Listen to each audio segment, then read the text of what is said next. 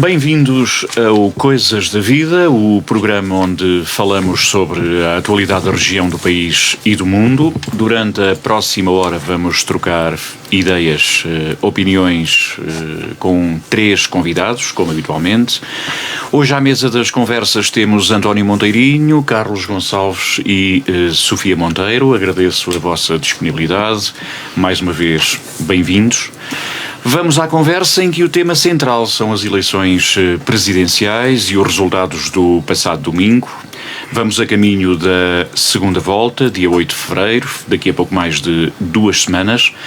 António José Seguro ou André Ventura, um deles vai suceder a Marcelo Rebelo de Sousa como chefe de Estado. António José Seguro foi o grande vencedor em quase todos os distritos, à exceção de Faro e da região autónoma da Madeira. Seguro ganhou em 225 municípios dos 308 do país, conquistando o território que nas legislativas tinha sido da AD e do Chega. Na primeira volta das presidenciais, o candidato apoiado pelo PS arrecadou mais de 31% dos votos e garantiu o lugar na segunda volta, um lugar na segunda volta. No Distrito da Guarda, Seguro também venceu em toda a linha, conquistando o primeiro lugar nos 14 concelhos, sendo que, no município da Guarda, foi onde obteve o melhor resultado com 39,69%, acima da média distrital e nacional. António Monteirinho, isto era um resultado expectável ou superou de alguma forma as expectativas da própria candidatura e do Partido Socialista, que a certo momento decidiu apoiar o candidato? Antes de mais, boa tarde a todos os presentes aqui e aqueles que nos ouvem em sua casa e pelos meios de comunicação digital. Superou as expectativas, mas diria que na última parte da campanha havia indicadores que dariam clareza em relação àquilo que seria o resultado do António José Seguro. E eu há aqui 9 pontos que gostaria de salientar em relação àquilo que foram as eleições, a primeira volta, e dizer que o vencedor, claro, foi António José Seguro. É uma vitória pessoal e, como tal, demonstrou que seria aquele que estava melhor preparado e que, no meu entender, é aquele que está melhor preparado para o desempenho destas funções. E relembrava aquilo que disse numa frase até bastante aceitável e diria que até definidora daquilo que foi a campanha do António José Seguro. Gomes Canutilho e Vital Moreira disseram que é aquele que melhor se prepara para presidir, é aquele que está melhor preparado para presidir e para ser Presidente da República, porque é ao mesmo tempo um polícia, um bombeiro e um árbitro. Portanto, é aquele que, ao fim e ao cabo, fará o equilíbrio da governação, em contraponto daquilo que é o outro candidato que passou à segunda volta. Mas o primeiro ponto que gostaria de salientar é um vencedor claro, António José Seguro, pela expressiva vitória que teve na primeira volta. A segunda conclusão, ou o segundo ponto que gostaria de referir, é que há uma confirmação daquilo que é o potencial de André Ventura em relação àquilo que é a sua votação, praticamente a mesma, um bocadinho inferior àquilo que foram as eleições legislativas, portanto demonstrando um potencial eleitoral em relação àquilo que são as diversas eleições. Depois, em terceiro ponto, Coutinho Figueiredo foi derrotado por ele próprio, não soube gerir as idiosincrasias da sua própria campanha e dele próprio. Quarto ponto, houve uma derrota clara de Marcos Mendes e Gouveia Melo, salientando que no início Gouveia Melo apresentou-se, quando se apresentou como candidato, todos os estudos de opinião, exatamente, todos os estudos de opinião davam-no como em primeiro lugar. Depois houve uma segunda fase em que Marcos Mendes passou para primeiro lugar e aquilo que se veio a verificar no final foi que ficaram em quarto e em quinto lugar. Depois, os grandes derrotados nesta campanha foi, sem dúvida alguma, a extrema-esquerda, que somada teve 4,38%. Isto faz-me lembrar muito aquela expectativa do PCP, que é um partido que diz e que apela que tem que sempre aparecer nas eleições, porque senão o eleitorado próprio deixa de votar neles. começa a deixar de querer e de proporcionar o voto em cada uma das eleições. Portanto, o PCP tem esta ideologia, portanto apresentou um candidato, assim como toda a esquerda ficou demonstrado que não foi uma grande opção. O PS, no meio disto tudo, não se pode ficar com os louros daquilo que é do António José Seguro, até porque se extrapolássemos a votação daquilo que foi as legislativas e as eleições presidenciais, num exercício que não deve ser feito, ficaria muito aquém do seu potencial, e que António José Seguro demonstrou isso. O PSD também tem esta nuance, não comparando as eleições, mas o PSD teve, diria, o seu candidato teve uma derrota humilhante, ficou com menos 700 mil votos do que André Ventura. Portanto, só para termos uma noção daquilo que estamos a falar. 8. A derrota das sondagens numa fase inicial em que apresentavam como grandes vencedor ou grande vencedor Gouveia Melo, e que depois se veio verificar que ficou em quarto lugar. As sondagens são o momento, não é? Exatamente, refletem o momento, o segundo em que acontecem ou o dia em que foram feitas, e portanto houve uma evolução, sendo que no final até vieram-se a demonstrar que estariam certas, nomeadamente nos últimos dias e também no próprio dia na sondagem que foram apresentadas. Eu acho que as sondagens todas foram um dos grandes vencedores. E para além disso há aqui um fenómeno que cada vez mais tem que estudar, é que as sondagens têm os estudos de opinião também são indicadores para grande parte da população em termos de decisão de voto. Eu acho que há aqui cada vez mais pensar, este mecanismo. Há que pensar se devem ou não devem fazer sondagens, pelo menos nesta provocam a onda, digamos assim. Exatamente. Provocam a onda para sem dúvida. Para os candidatos que estão à frente, eu acho que sim. Ou as sondagens servem, são importantes para esclarecer também. Não, eu diria que elas provocam a onda de vitória. Aquelas pessoas que não estejam muito ligadas à política, que não tenham ideologia, que não tenham um acompanhamento sistemático daquilo que se vai passando, querem estar com o vencedor. E, portanto, nessa altura, as sondagens são um dos fatores de decisão desses eleitores. Parece-me a mim, há alguns estudos que apontam para isso, há outros que não apontam para isso. Depois, aquilo que eu já disse, os resultados destas eleições não correspondem nem podem ser extrapolados diretamente àquilo que é umas eleições legislativas, onde os partidos estão perfeitamente representados. Só para terminar, em jeito de conclusão, podemos concluir que António José Seguro construiu um projeto autónomo e livre, isto apesar de ter sido líder do Partido Socialista, portanto teve 10 anos afastado da vida política ativa, e isso fez com que, no meu entender, o tivesse projetado para este resultado. André Ventura representa quase o mesmo que o Chega. Marcos Mendes ficou 20% daquilo que é normalmente a votação das últimas eleições legislativas do PSD.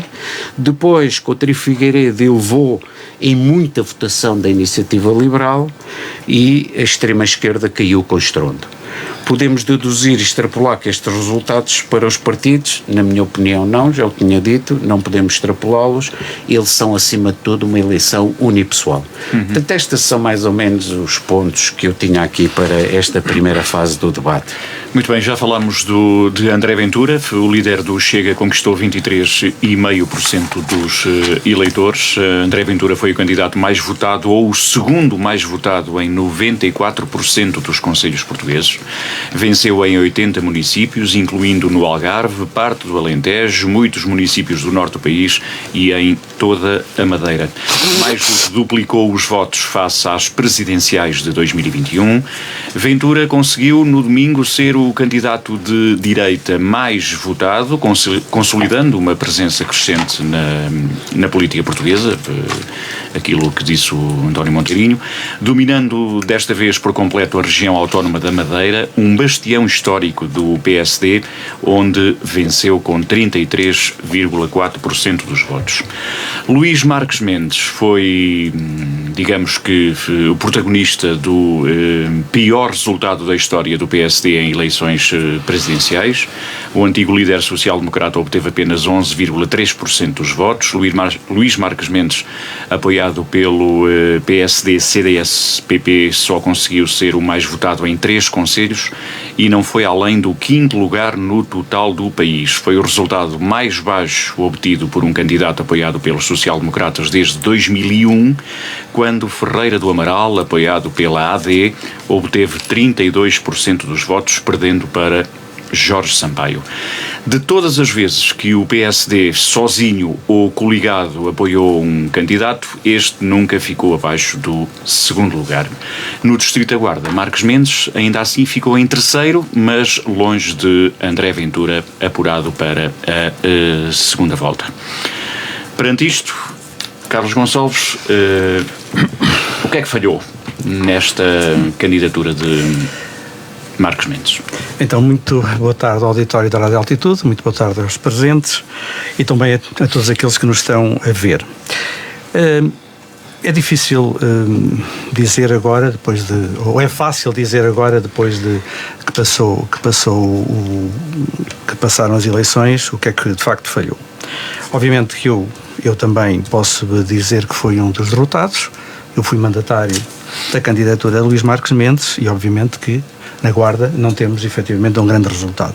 Mesmo assim, relativamente àquilo que é nacional, até nem foi, ainda foi melhor do que o nacional.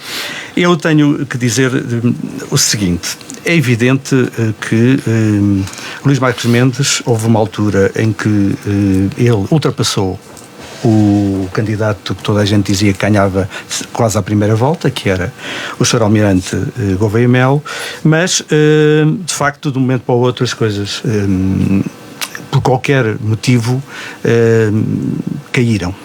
E caíram eu penso que por alguma... Por qualquer motivo Eu vou dizer esse motivo tem a ver única e simplesmente com o facto de a candidatura de Luís Marques Mendes e a sua entourage, a sua máquina não ter feito aquilo que eu achava que deveria fazer. E aquilo que as outras candidaturas fizeram. Eu penso que, apesar de a candidatura de António José Seguro também ter sido uma campanha eleitoral feita à moda antiga, mas com algumas diferenças, enquanto que Luís Marques Mendes fez uma candidatura à moda antiga. Ou seja, Luís Marques Mendes precisava mais da máquina do que aquela que propriamente António José Seguro precisava também da máquina porque há aqui uma diferença. Obviamente que também ele sofreu há uma pulverização também à direita de candidatos. E aquilo que era o eleitorado natural da Aliança Democrática, nesse caso do PSD e CDS, foi dispersa. E eu posso dizer-vos assim o seguinte: apenas 31% do eleitorado da AD votou em Marques Mendes. O eleitorado que escolheu a coligação do governo é aquele que mais dividiu da primeira volta das presidenciais. A seguir a Mendes, 27% votaram em Coutrinho, 16% votaram em Seguro e a mesma proporção em Gouveia Melo. Até Ventura conseguiu resgatar 8% do eleitorado da AD. E, portanto, esta pulverização à direita levou a que o eleitorado, que é normalmente e que vota à direita, se dividisse por estes 3 candidatos. E portanto, este foi um principal problema. O segundo é aquilo a que se chama a atração das redes sociais. De facto, enquanto nós podemos ver o caso de Coutinho Figueiredo, o caso do próprio Ventura, em que faz um post nas redes sociais ou em qualquer uma das plataformas, são 50, 60 mil pessoas a ver. Enquanto que, se olharmos para aquilo que era publicado por Luís Marques Mendes, chegava aqui aos 1000 e poucos. Quando falamos de máquina, é também esta máquina que falhou. A moda antiga com o modernismo que se exige. Não teve. É esta a ideia, de que, de facto, aqui haverá outras razões para que isso tivesse acontecido, mas as principais, para mim, foram estas. Agora, quando se diz a máquina do PSD não esteve unida, não é isso que está, não foi isso o problema. O problema, para mim... Porque no caso de António José Seguro, também o PS entrou tarde. Só entrou na altura em que decidiu-se tarde. Entrou na altura em que pensou que efetivamente tinha a possibilidade de ter uma vitória. E de facto teve uma vitória. tem uma vitória. António José Seguro é o principal vencedor. O principal derrotado é Luís Marques Mendes, ponto. Isso não há dúvida nenhuma. É evidente, a partir do segundo todos são derrotados. Desculpem, mas é isto que acontece. Os únicos dois que de facto vão à segunda volta... Neste caso é o terceiro ou é o primeiro dos últimos? É o terceiro ou o primeiro dos últimos. E portanto todos para baixo são todos derrotados. E depois da segunda volta são todos derrotados. São todos derrotados, só ganha um. Só vai ganhar um. Neste momento, nesta primeira volta, só há 2 que venceram. Ou seja, não é que venceram, passaram à segunda volta. Quem venceu foi António José Seguro e ponto. Agora, para baixo, todos perderam. Agora, Luís Marques Mendes tem este problema grave, é que efetivamente a pulverização de candidatos à direita deu nisto. E há aqui um outro pormenor que eu queria salientar.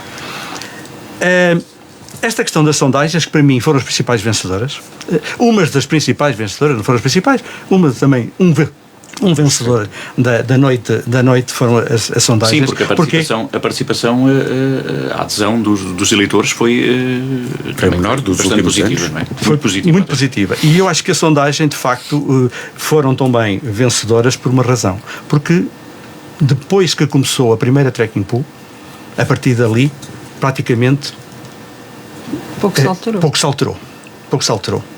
E depois, e isto vem entroncar naquilo que o Monteirinho estava a dizer, que tem a ver com se nós devemos ou não devemos repensar a apresentação e a execução de sondagens durante o período da campanha eleitoral. Em Espanha não é permitido, portanto. E, portanto, não sei se também isso terá levado a que muita gente estivesse juntada aos vencedores. Esta é uma ideia. Por outro lado também...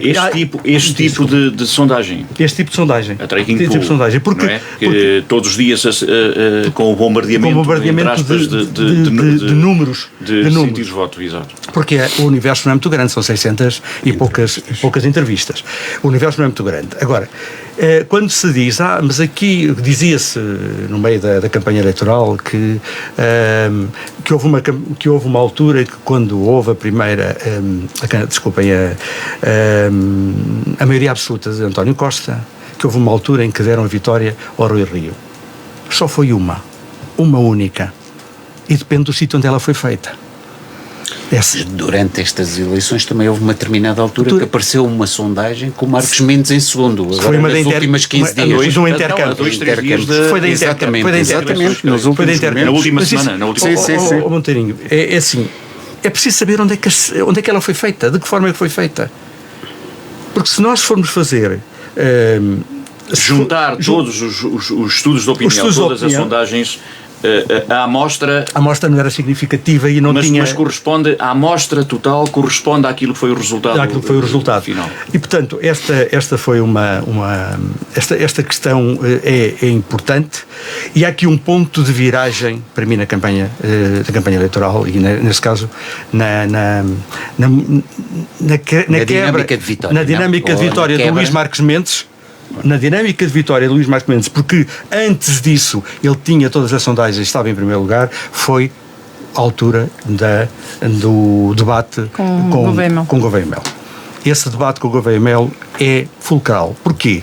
Porque, de facto, Luís Marques Mendes não se soube soltar do espartilho que o almirante Gouveia Melo tinha feito. Tudo o que se falou a seguir sobre o debate. Ele não conseguiu fugir dali. Deixa-me só interromper. É um bocado estranho, até porque com a experiência do Marques Mendes, não é? Em termos políticos, foi aquilo que eu pensei. A grande crítica que se fazia era a inexperiência do Gouveia Melo, mas, no entanto, esse debate eu também acho que houve ali uma quebra. Vamos passar à Sofia Monteiro. Qual é a análise que faz, tendo em conta que a esquerda, de facto, é a extrema-esquerda, digamos, ou a esquerda mais à esquerda, é a grande derrotada desta primeira volta das presidenciais, e depois também um olhar para aquilo que foi o resultado de Gouveia Melo, que a certa altura era dado como o grande favorito. Pois. Ainda antes naquela pré-campanha eleitoral, digamos.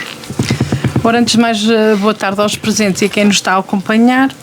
Pois, de facto, Gouveia Melo surge inicialmente com um potencial ganhador bastante grande, mas também não havia ainda as outras candidaturas ainda não se tinham apresentado. E também foram os debates aí, há bocado os debates também, os debates ele não foram muito favoráveis, pelo menos não, é assim, avaliar pelas no início, sim, mas encaminhando para o fim, já se sentia mais à vontade, tanto que ele fez checkmate a Marques Mendes, claramente, e foi isso que passou, eu concordo, passou a dominar a campanha e a candidatura de Marques Mendes e teve um efeito relevante no próprio resultado. Quebrou ali a dinâmica de vitória. Sim, e é a questão que ele tinha, aquele elan que ele trazia com ele. Sofia, deixa-me só dizer esta frase. E houve também outra questão que é a ligação que foi feita por parte dos outros candidatos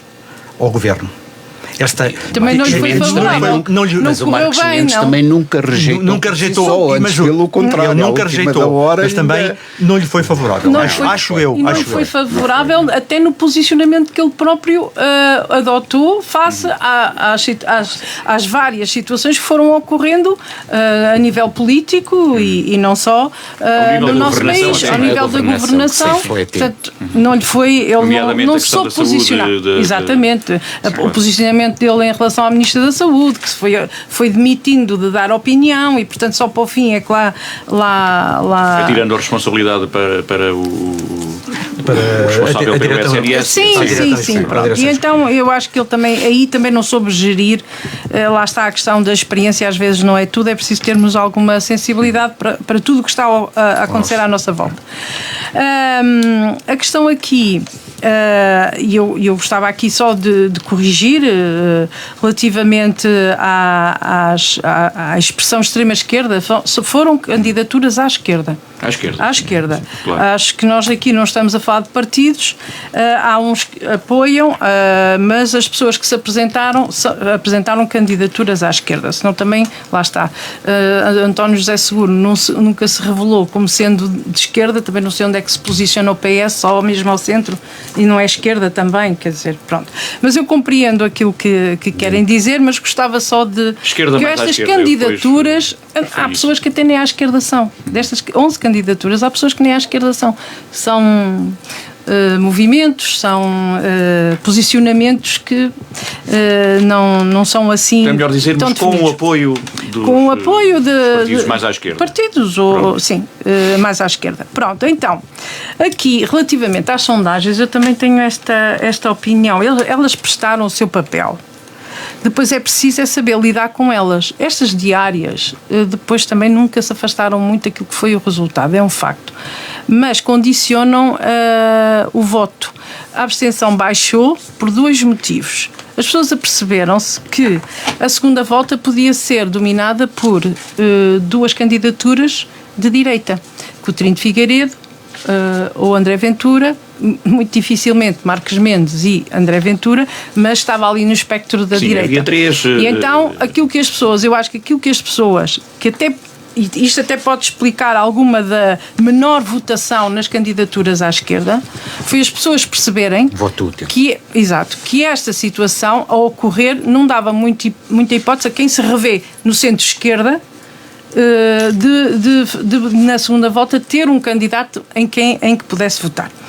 E a abstenção então baixa, eu acho que um pouco por causa dessa tomada de consciência, também é verdade, também baixou porque muita gente foi votar no André Ventura, também é um facto, não é? Para ele estar posicionado na segunda volta. Agora, é preciso saber lidar com as sondagens.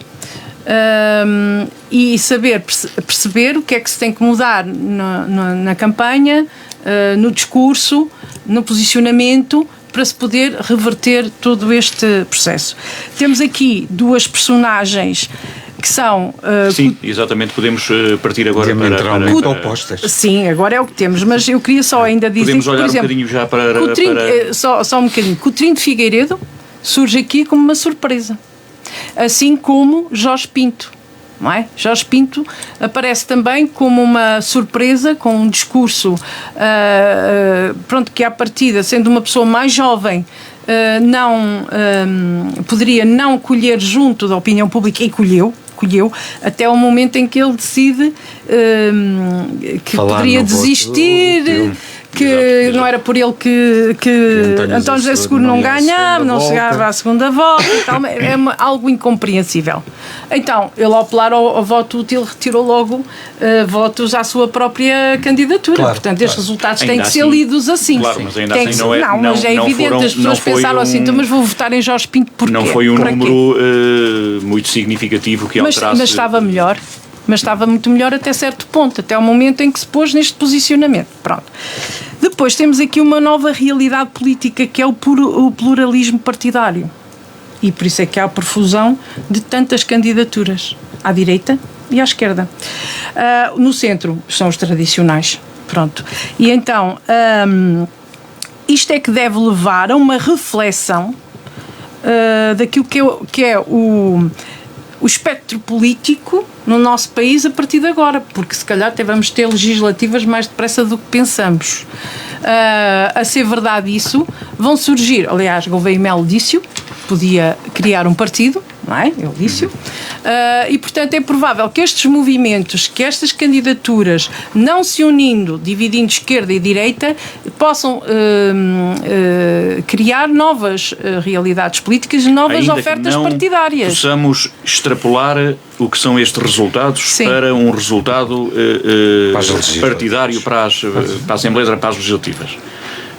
Mesmo assim, a Sofia considera que daqui podem nascer novas forças políticas. Podem, aliás, essa é também partidos políticos. Essa é a realidade europeia, tem acontecido em vários países e vemos o surgimento de movimentos que depois se traduzem em candidaturas, em partidos, em organizações partidárias, que depois têm representatividade também nas eleições legislativas. Ou pelo menos um. Não é Gouveia e Melo. Gouveia e Melo, não sabemos se... Sim, claro, é evidente que os outros já existem, mas podem surgir outros. É isso que eu quero dizer. O que é tradicional vai ter que dentro repensar da própria família política, ou lá próxima, à direita e à esquerda. Eu acho que Gouveia e Melo não vai acabar por formar nenhum partido, muito sinceramente. E pela análise que fiz da campanha dele, numa fase inicial, ele teve colado à extrema-direita. É? Com jantares com André Ventura, conversas com André Ventura. Pois, mas depois afastou-se e começou a falar mais à esquerda, quer dizer, depois pensou que o eleitorado do PS, quando viu ali uma divisão que não se estava a observar dentro do PSD... E depois até nos próprios debates fez questão de dizer que estava ao centro. Exatamente, quer dizer, e tentou ir a buscar o eleitorado do PS. Passado algum tempo que viu que o eleitorado do PS estava-se a concentrar em António José Seguro, começou a olhar para a divisão que existia eventualmente dentro do PSD, com o Coutinho Figueiredo, a subir na sondagem, e começou a falar para uma direita. Quer dizer que não era uma extrema-direita, que era uma direita. Portanto, eu não consegui posicionar Gouveia e Melo sob nenhum ponto de vista. Ele não se quer posicionar. Mas então, Macron nunca se posicionou. Bom, Macron é de direita moderada. Eu posiciono pelas posições que ele tem tido. Pronto, mas agora, isso só depois é que ficamos a saber. Está bem, Gouveia e Melo não se consegue perceber muito bem. É um caminho. E sem dúvida alguma aceito esse argumento que posteriormente definiu-se muito melhor. Mas Gouveia e Melo, quer dizer, andou na extrema-direita, passou para a esquerda, centro, moderada, depois passou para a direita. Soube ler as sondagens. Mas esse, no meu entender, foi o grande erro que o levou à derrota e que o levou a ficar em quarto lugar. Bem. Eu só gostava de concluir o seguinte, que a vitória de facto foi de António José Seguro, ele próprio, e uma vitória pessoal. Até o PS perceber que se não o apoiasse, realmente não o tinha na segunda volta, e aí sim, depois resolveram unir o PS todo, o partido que está também bastante fragmentado, e fizeram isso, e eu acho que fizeram bem, garantiram este apoio a António José Seguro, mas a vitória é dele. A conselheira agora e Carlos Gonçalves, primeira agora António José Seguro. Como é que lê históricos e não históricos dentro do PSD, da AD, demonstrarem logo, poucas horas depois de conhecermos os resultados e de conhecermos quem iria ou quem vai à segunda volta, esta demonstração de apoio desses históricos e não históricos do PSD? Carlos, é assim, eu acho... Alguns deles, claro. Claro, eu provavelmente o... Apoio a José Seguro, António José Seguro, não é? Não. A pergunta foi tão direta e tão relevante que não te vou interromper. Não, como será óbvio, é António José Seguro, isso não tenho margem para dúvida sequer. Eu ia só dizer-te, tendo aqui a colherada, que Cavaco Silva também apoiou o Mário Soares. Sim. Na altura da segunda eleição presidencial, Cavaco Silva apoiou Mário Soares, demonstrando que pôs Portugal à frente de tudo o resto, não é? E portanto, eu acho que há aqui um argumento de peso para que Montenegro tivesse tido uma posição diferente. Já vamos então lá. Como já disse logo na minha primeira intervenção, de facto o PSD é um partido que consegue, pelos vistos, dar votos para todo lado. Portanto, deu votos para todo lado, incluindo até António José Seguro, que eu acho até relevante aquilo que de facto se passou. E, portanto, o aparecimento de uma série de notáveis ou não notáveis do PSD ou à direita a darem o seu apoio a António José Seguro, para mim não é notícia, é aquilo que de facto seria o normal. É evidente que eu acredito sinceramente também que haja eleitorado dentro, ou do eleitorado que vota normalmente Aliança Democrática ou que vota PSD, que vota Ventura. Eu também quero dizer aqui o seguinte: é evidente que eu não me revejo em nada, absolutamente nada daquilo que André Ventura defende ou daquilo que o Partido Chega defende, em nada, zero. Agora, há uma coisa que nós temos também que dizer: as pessoas que votaram em Ventura não são piores do que aquelas que votaram nos outros partidos todos. Não são piores, são votantes, são eleitores como nós. Ou seja, não são antidemocráticos. Não são antidemocráticos. Claro. Há pessoa, de certeza, haverá. O democrático tem essa facilidade. Essa facilidade. Haverá, obviamente, neste milhão e 326 mil, que de facto há pessoas que não são fascistas, não são de extrema-direita, não defendem nada. Não defendem rigorosamente nada daquilo que são os ideais antidemocráticos autocráticos. E, portanto, eu acredito sinceramente que dentro desta amálgama de pessoas que votaram Ventura, que haja pessoas que tenham o espírito democrático, como será óbvio. E muitas, certeza absoluta. Haverá outras que não e que pensam que efetivamente ele seria o grande... Mas estes apoios por parte da AD, do PSD, António José Seguro, é meio caminho andado para que António José Seguro saia vitorioso no próximo dia Carlos, 8, se me pergunta com uma grande margem até? Carlos, se me pergunta se efetivamente era aquilo que eu gostaria, é sem dúvida. Eu gostaria era que António José Seguro tivesse uma votação enorme, que fizesse uma diferença enorme entre aquilo que é André Ventura e aquilo que de facto é António José Seguro. E essa diferença enorme seria bom para a democracia portuguesa e seria bom para a continuidade daquilo que é a governação, neste caso da AD, a estabilidade da governação, até se fazer obviamente uma legislatura e depois, obviamente, que teremos muito tempo após a legislatura de se quem entender que a AD não foi de facto a coligação indicada para governar, tem muita possibilidade de escolher outras pessoas para governar. Portanto, na opinião do Carlos Gonçalves, é perfeitamente normal que notáveis do PSD e muitos eleitores que votaram em Marcos Mendes e que votam na AD ou votaram na AD para as legislativas apoiem agora António José Seguro. E é também normal o Primeiro-Ministro Luís Montenegro não ter tomado ainda posição. Queres que eu responda já a isso? É assim, eu sinceramente eu acho que Luís Marques Mendes fez bem. Isto é o dilema do muro. Agora chama-se o dilema do muro. Para onde é que ele ia cair? Se ia para a esquerda, se ia para a direita? Antigamente era o da ponte. Agora é o dilema do muro.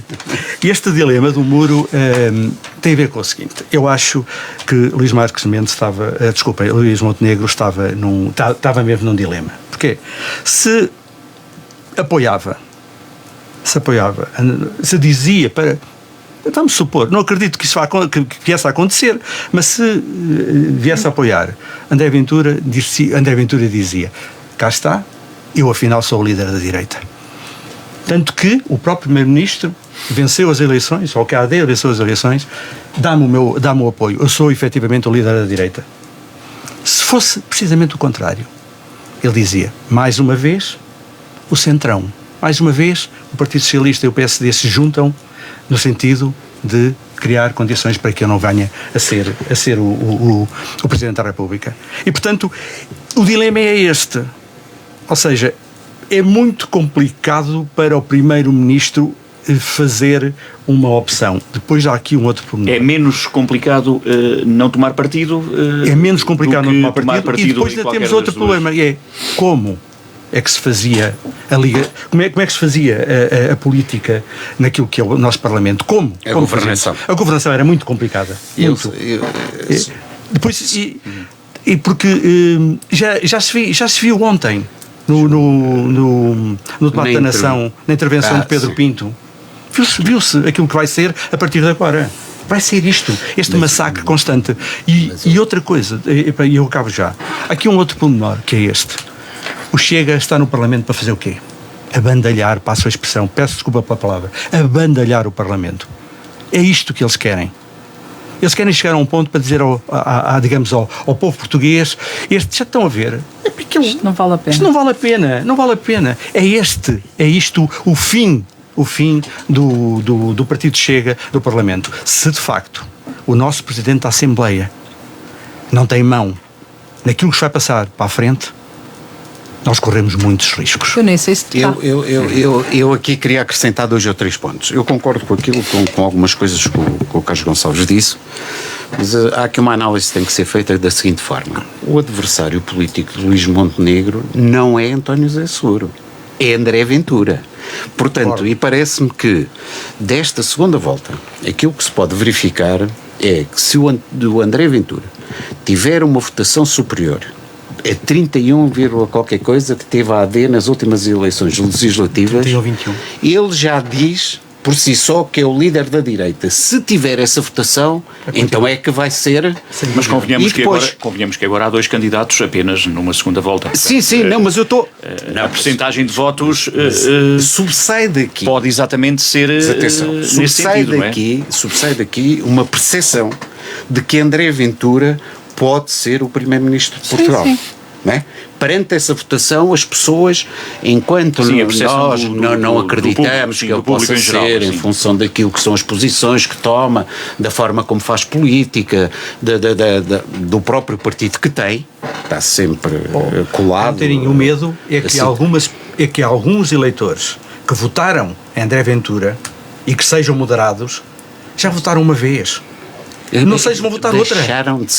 Deixaram de ter vergonha. Deixaram de ter vergonha. De afirmar que votam em André Ventura. Este é um problema. Mas esse é que é o maior problema, é aquilo que vai ser o resultado da segunda volta. E se efetivamente ele atingir um valor superior àquilo, sai a percepção de que ele pode ser Primeiro-Ministro nas próximas eleições legislativas. Eu disse isso. Mas para além disso, vai fazer com que a Assembleia da República e tudo aquilo que é atualmente a representatividade na Assembleia da República, não é? Tenha aqui uma espécie de estrondo, uma bomba que cai ali e que vai modificar a relação que vai existir na governação de Portugal. Porque, repara bem, o Luís Montenegro nunca pode contar com o Chega para nada, tirando um ou outro apontamento de situações da lei da imigração, da lei da nacionalidade, em que há um ou outro pormenor que pode negociar e aí aprovar a legislação. Tudo o resto não conta para nada. É preciso notar que André Ventura votou contra o orçamento, ou seja, votou contra o aumento, por exemplo, do salário mínimo nacional, votou contra as reformas que se estão e para Luís Montenegro é melhor ter António José Seguro na presidência do é por mais evidente do que André Ventura, mas há um perigo aqui no meio disto tudo, que é aquilo que eu já disse, que é André Ventura ter uma votação superior àquela que teve Luís Montenegro nas últimas eleições legislativas. Salientando essa percepção. eleição. Entre dois candidatos, a dividir por dois candidatos. Sim, pode acontecer isso. A percentagem de votos pode acontecer. Mas, por isso é diferente mesmo, de haver várias forças partidárias a concorrer a umas legislativas com a discussão. Por isso mesmo é que eu estava a dizer que Luís Montenegro, no meu entender... Estamos a falar da percepção para a opinião pública. Exatamente. Luís Montenegro, no meu entender, devia ter dito, como tem dito a maior parte das figuras do Partido Social Democrata, que apoiaria António José Seguro, ou que eventualmente, no meio destes dois candidatos, a escolha recairia sobre António José Seguro, uma vez que é aquele que melhor pode representar a presidência em Portugal. Não dizendo claramente votem em António José Seguro, mas dizendo eu vou votar a António José Seguro. Por exemplo, quer dizer, não arrastando o partido, mas dando indicação de qual seria. Implicitamente. Mas Sofia Monteiro, e ele qual é a análise? Ele referiu 6 vezes a palavra seguro. Pois foi. Mas até André Ventura de vez em quando já diz o voto seguro, mas não é no seguro. Mas eu acho que isso foi propositado. Aí foi propositado. Eu acho que foi propositado. Pronto, realmente nós temos, eu concordo com as duas análises, nós temos aqui um problema, só o facto de André Ventura ir à segunda volta, eu já considero que é um risco e um problema. Pode ter essas leituras, depende da votação que de facto ele tiver, e ele assume-se e anuncia-se realmente como candidato da direita, como líder da direita, menorizando o partido do governo, o próprio primeiro-ministro, que é líder também do maior partido de direita, digamos assim, não é? Agora... E atualmente o maior partido de Portugal, não é? Em termos das eleições que aconteceram há menos de um ano. Sim, exatamente. Pronto, e eles realmente têm este papel destruidor daquilo que são as instituições, sem dúvida, porque consideram que é o sistema, e que o sistema é corrupto e que o sistema não melhora a vida das pessoas. E vamos ter então que... Pronto, pelos vistos, António José Seguro, eu acho que ele faz bem. Não quero muitos debates, porque depois a conversa é sempre a mesma, de André Ventura, e eu acho que as pessoas já estão mais do que esclarecidas. Agora já surgiu o apoio do PCP, do Bloco de Esquerda, do LIVRE, de algumas figuras da AD também, da direita e do PS, da Iniciativa Liberal. E de todo o PS. Sim, e de todo o PS. Ou dos vários PS. Exato, ou dos vários PS. Agora, António José Seguro representa a estabilidade, representa a garantia da democracia, representa a defesa da Constituição, a liberdade, o Estado Social, eu estive a ouvir o discurso e ele diz que quer representar todos os portugueses, contrariamente à André Ventura, que exclui. Ele exclui. Ele não inclui, ele exclui. E a maior crítica que Ventura lhe faz é que ele é do sistema. Lá voltamos outra vez ao mesmo. E o André Ventura é o total oposto a tudo isto que António José Seguro representa, ou que deve representar se for eleito. O André Ventura, a mim, faz-me lembrar o fantasma da ditadura passada. Eu quando ouço falar, lembro-me daquele conto de Charles Dickens, um conto de Natal, em que um avarento era visitado pelos fantasmas dos natais passados, em que ele se tinha comportado mal. Neste caso... O André Ventura aparece como o fantasma da ditadura passada, mas no sentido contrário, ou seja, não é para apontar o que é negativo, é só o que é tudo positivo. Eu não percebo, e às vezes eu tenho que conversar com algumas pessoas, e eu não consigo perceber que as pessoas não conseguem analisar que nós estamos melhor do que estávamos naquela ditadura de 48 anos. Em 50 Quantas anos... pessoas viviam nessa altura que estão vivas? A juventude não viveu essa realidade. Claro, esta história dos populismos, dos nacionalismos... acende na juventude ideias que não correspondem depois àquilo que elas de facto querem. Elas não percebem bem o que é que está aqui em causa. Agora, em 50 anos de democracia, nós evoluímos muito. Não, as coisas não estão todas boas, não estão. Temos problemas na saúde, temos na educação, temos na habitação, mas é o que nos garante o Estado Social e os serviços públicos é o que nos garante o acesso a todos. Isso é que é ser verdadeiramente livre e democrático, não estar dependente de um pedido, não estar dependente de não poder dar a sua opinião. Do volume da carteira. Exato, também. E qual é a percepção da Sofia Monteiro para o resultado da segunda volta? Olha, se não... Neste momento, ainda faltam 2 semanas, se não é? o pregador não mentir e as pessoas que são ainda pessoas não há bem... E as pessoas de ainda bem, não há sondagens, quando não assumem há algo pool, publicamente... há só percepções, não é?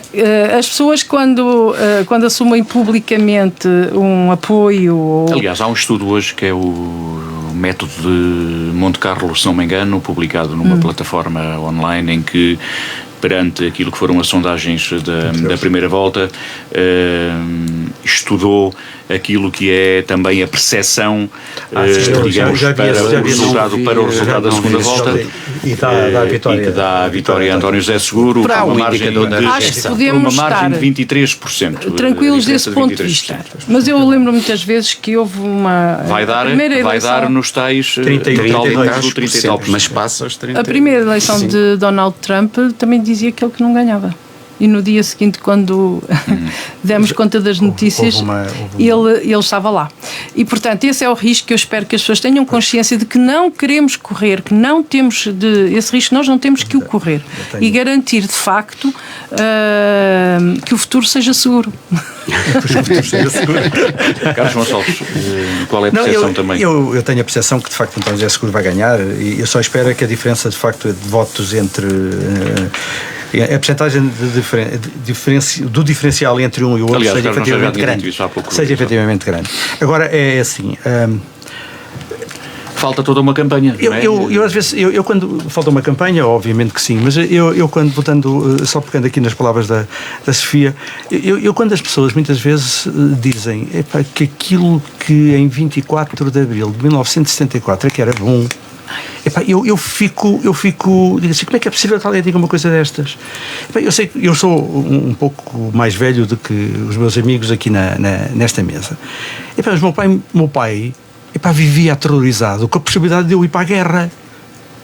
Eu na altura tinha 15 anos, é preciso que se note. Aterrorizado. Faltavam 3 anos para que eu passava de ano, ou então tinha um problema grave. E as pessoas não se lembram disto já. Eu quando vejo jovens a olharem e aceitarem que 3 Salazares é que são necessários para pôr este país em ordem, eu fico siderado. Eu digo assim, mas como é que é possível que alguém tenha este tipo de atitude? E portanto, neste momento, eu digo com toda a sinceridade, quem se revê, nós só nos podemos rever numa candidatura que António José Seguro. Podem dizer assim, mas o Carlos Gonçalves é um indivíduo de direita, sou indivíduo de centro-direita, sempre votei Partido Social Democrata. E não vai votar Partido Socialista. E não vou votar Partido Socialista. Vai votar candidaturas. Vou votar António José Seguro e não preciso. Não é os partidos. E não preciso de pôr em mão tapar a figura de António José Seguro. E portanto é isto. Quem é um verdadeiro democrata não pode, obviamente, votar que não seja. Eu acho que André Ventura, só queria acrescentar aqui, completando, eu acho que André Ventura, peço desculpa, congrega a insatisfação das pessoas e é o que ele usa para trazer as pessoas para o seu lado. É um voto de protesto. A maioria continua a ser um voto de protesto, porque não tenho médico de como família, foi logo nos primeiros...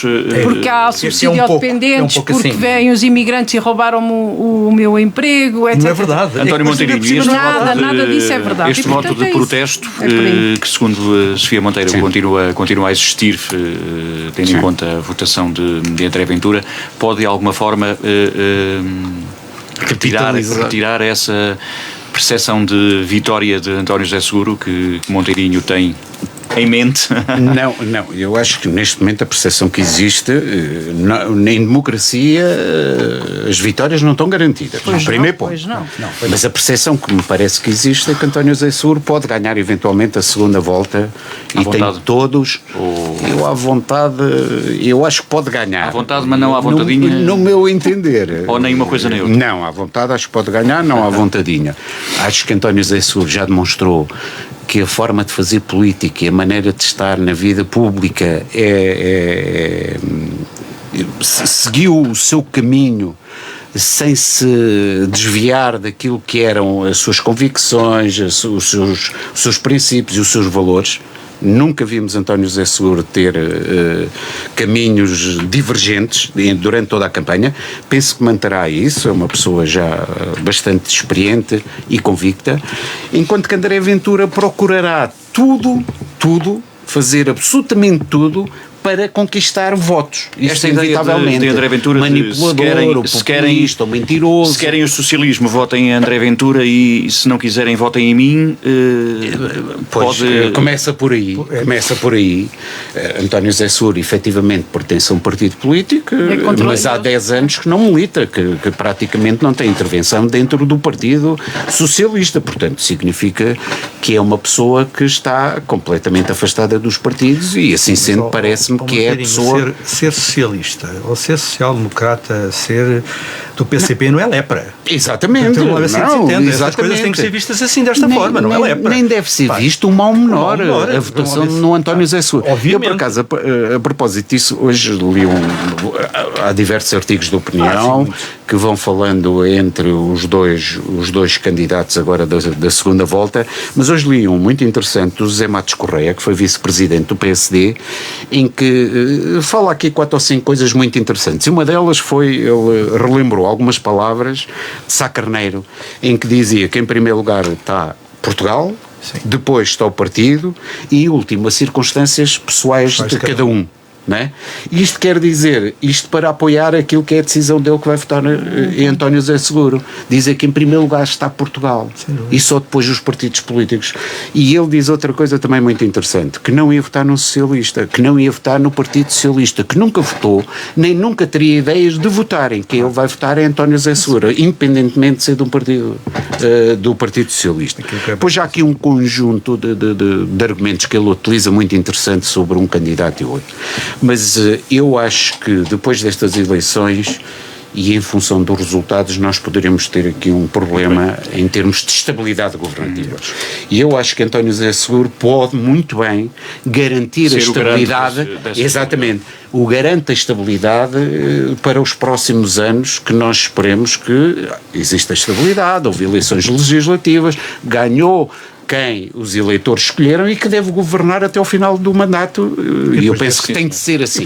E com António José Seguro, acho que isso é possível. Vamos agora virar aqui um bocadinho a página para dizer que no próximo domingo na Rádio Altitude poderá ouvir a reportagem mais completa da madrugada da Revolução dos Cravos.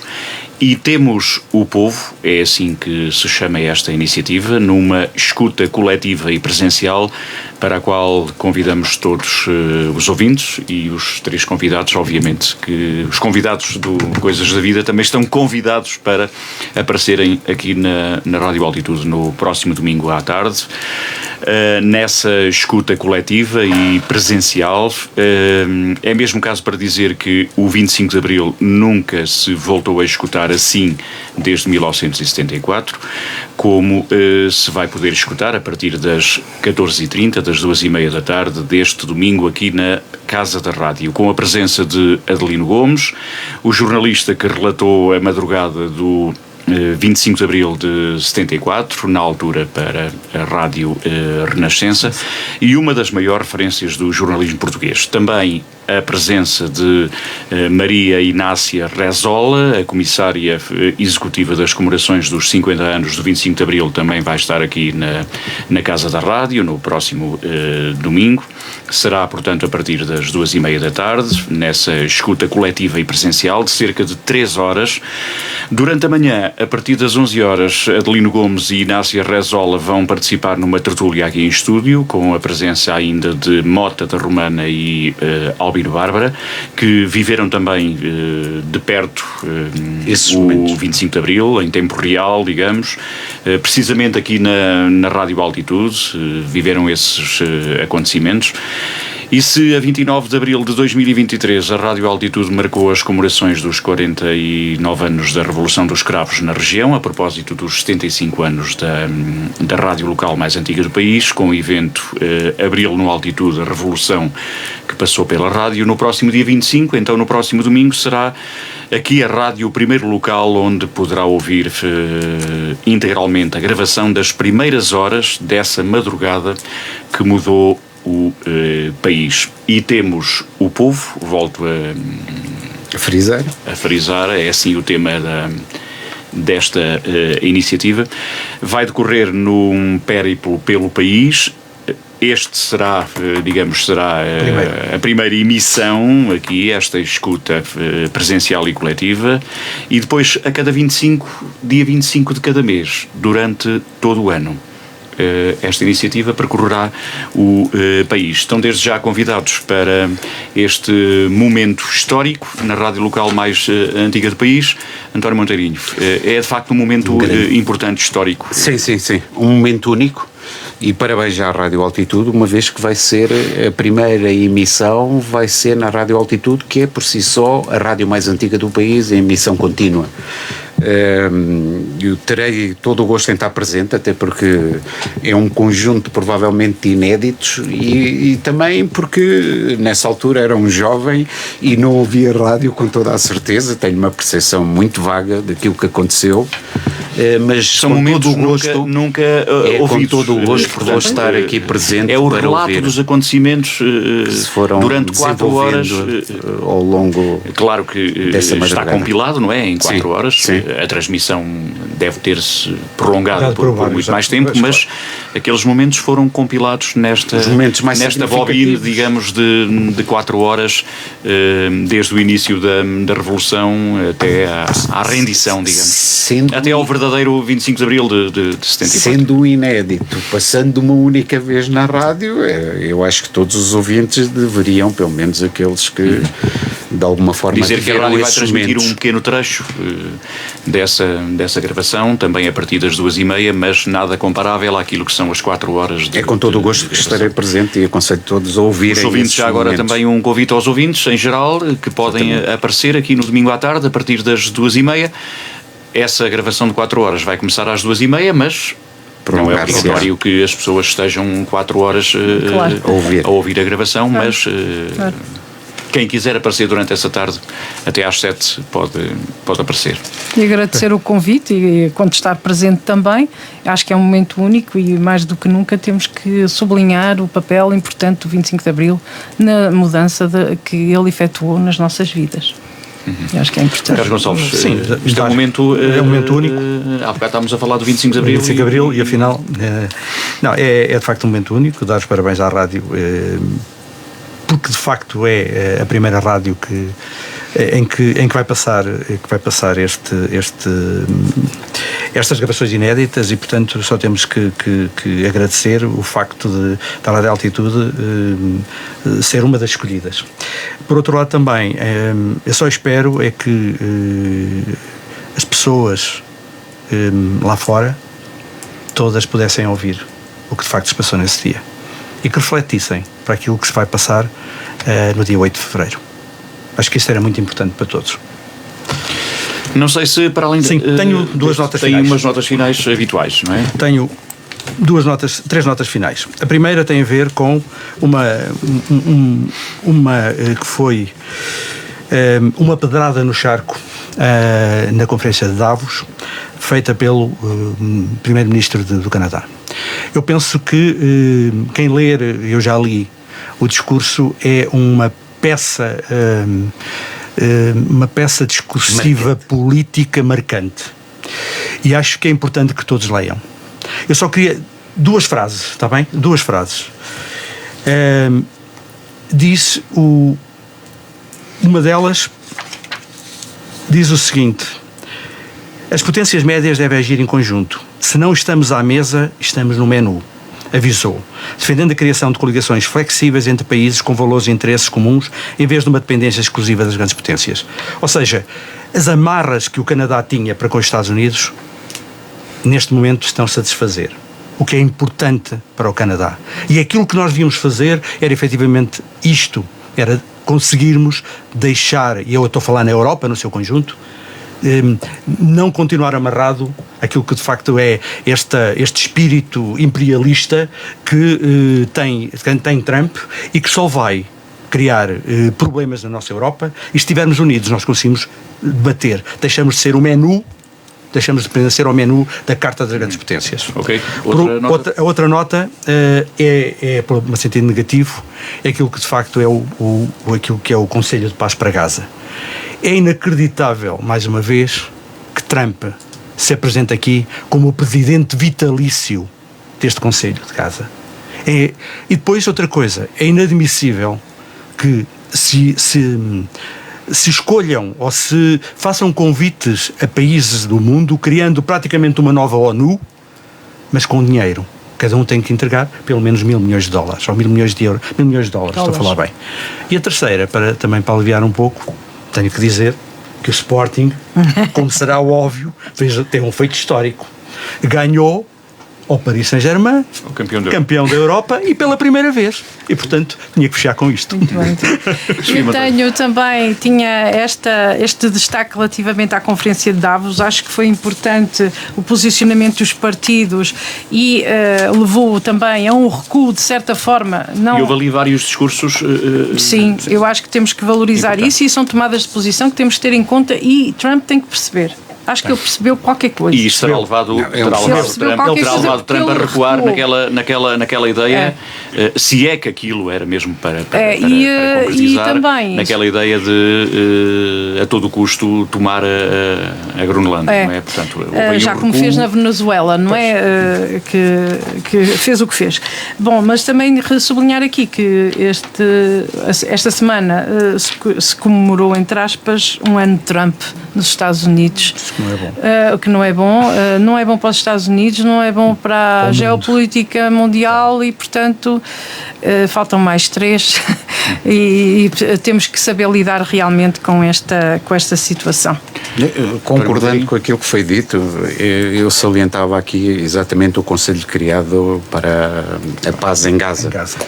E aquela perspectiva de dizer que é um conselho que poderá alargar-se, estender-se e substituir-se à ONU. Quer dizer que é uma coisa assustadora em termos do mundo em que vivemos, e esta perspectiva de Donald Trump, o sentido de vitalício, quem tem dinheiro se sente nesse conselho. Isso pode significar uma alteração. Faz lembrar o Festival da Canção com aqueles países que são, estão lá sempre, não é? Ou seja, exatamente, pagam o festival e, portanto, têm assento. Obrigatoriamente. Obrigatório. Quer dizer, nós, com a governação de Donald Trump, um populista, demagogo, mentiroso, e que muda aquilo que ele disse hoje, quando chegar aos Estados Unidos pode ser totalmente diferente, portanto é uma pessoa completamente fora de contexto em termos políticos, e que pode levar o mundo para um caminho, e está a levar o mundo para um caminho que não me seduz absolutamente nada, e para um perigo constante. António Monteirinho, Carlos Gonçalves e Sofia Monteiro foram os convidados deste Coisas da Vida. Regressamos de hoje a 8 dias.